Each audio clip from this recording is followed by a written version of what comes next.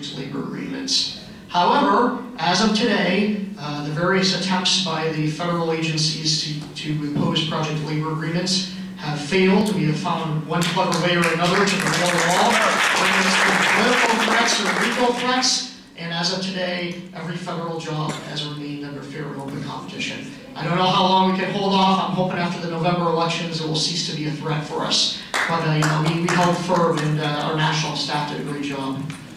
Well, of course, the stimulus funds are basically saving government jobs. I mean, that's what it's all about. And of course, we could blame the odious previous president for that too.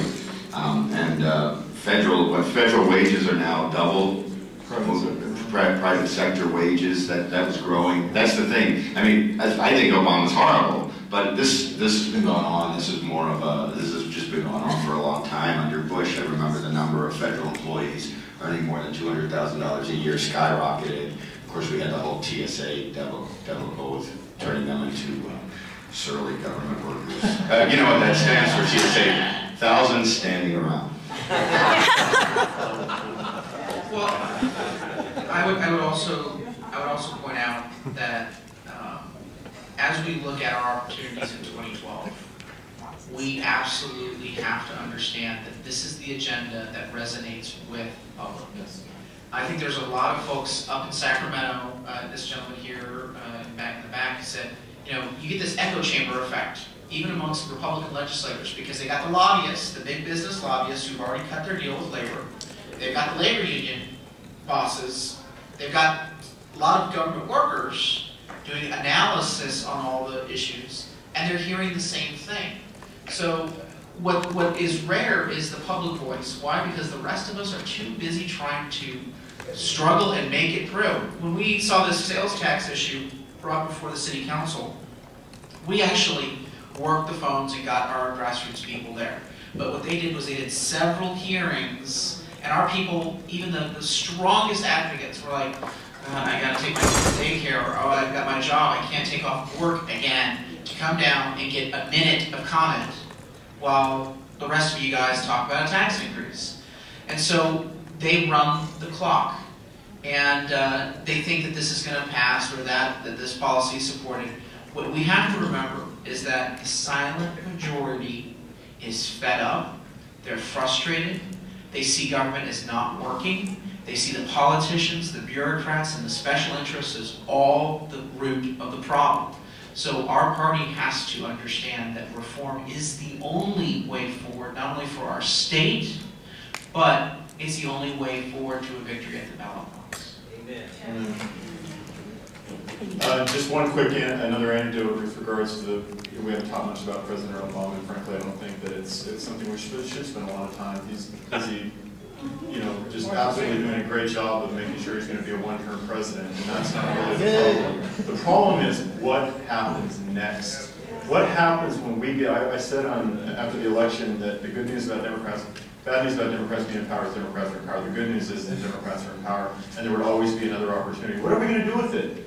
What are we going to do with it when we're given it back by the American people? And on President Obama, I'll offer this anecdote because this is the reason that all of you should really care. In Washington, D.C., there are 1,500 students, none of whom look like any of us up here on the panel, who have what's known as a voucher. And they have the ability to go to schools, not the decrepit, horrific public schools that we spend $25,000 on as taxpayers to make sure kids are illiterate and innumerate. These are kids, 1,500 of them, and there's a lot more if there was an opportunity, who go to private schools paid for with taxpayer dollars because there was a model program that was initiated by, I actually believe, to give Republicans credit, it was initiated by Republicans and supported by President Bush. The first thing the Democrats did when they got in power was they gutted that program, made sure that no more kids could go into it, and they stopped the ability for it to grow. And it's immoral. And that alone should cause people to want to get into the streets and, you know, take up arms. And those are kids that probably will never grow up and vote for a Republican, but the Republicans did the right thing. And the Obama administration, even though he gave them lip service by saying, well, and Arnie Duncan saying, well, we shouldn't, you know, end this program, they did nothing to stop Senator Dick Durbin from Illinois from gutting this program, and it is immoral what happened there. So that's just the power of the teacher unions. They make up 1 out of every 3 members of the Democrat National Convention when they go to select their president. That's the reality. That's what we're facing. So that's the anecdote I'd like to throw out there. Yes, sir. For about a dozen years, I've served on a school board, and yeah, you're preaching to the choir with regard to the power of those unions. Until just very recently, we were a very rapidly growing school district, and that helped us, but we did have a great influx of staff as a result of the growth of the students. That left us with a lot of our staff and programs based on our numbers that were not established in the union.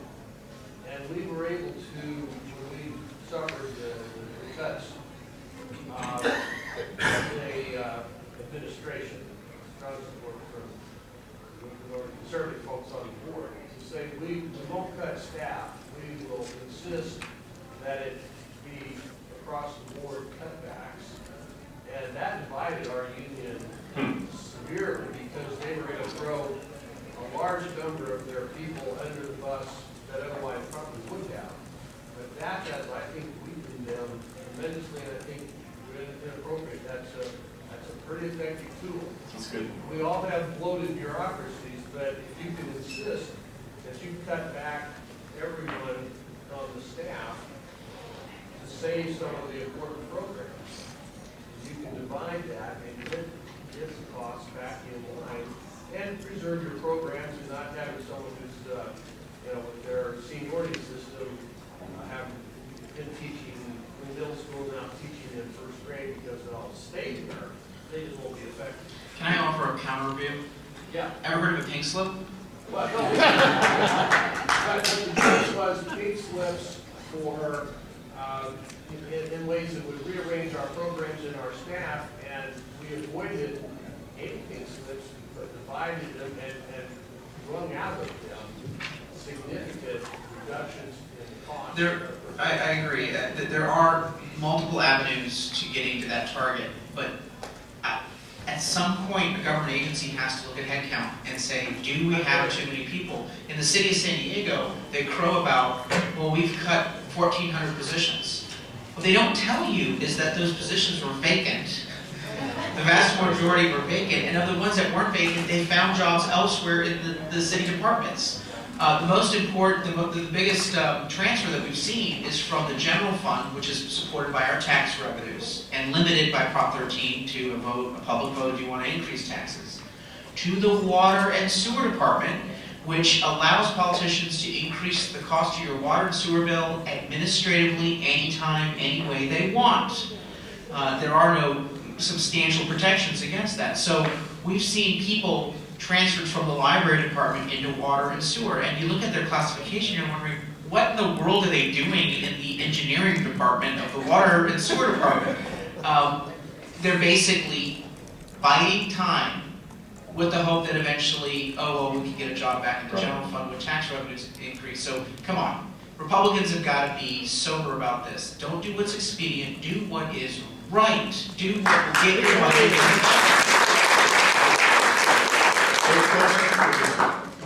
Another thought. I have a new hobby, and you might want to pick it up. and that hobby is watching Antonio. Antonio Villaraigosa. Oh, yes. What the common sense is starting happening? Just, I live in Orange County, so I get the LA Times. So I don't know where you are in the state, but if you do any work on the internet or whatever, just watch Antonio.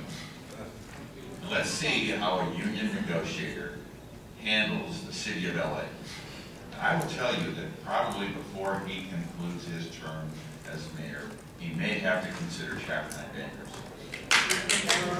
It's going to be interesting because if that's the case, you've got about a third of the state's population impacted. So, since we're at 11 o'clock, Eric, just to watch how unions can take something down. Just watch LA for a few months, year or two, and make that a hobby.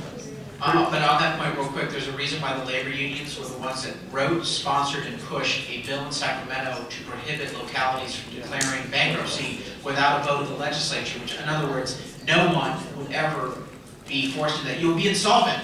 You'll be absolutely insolvent, financially destitute, but you won't be able to afford yourself.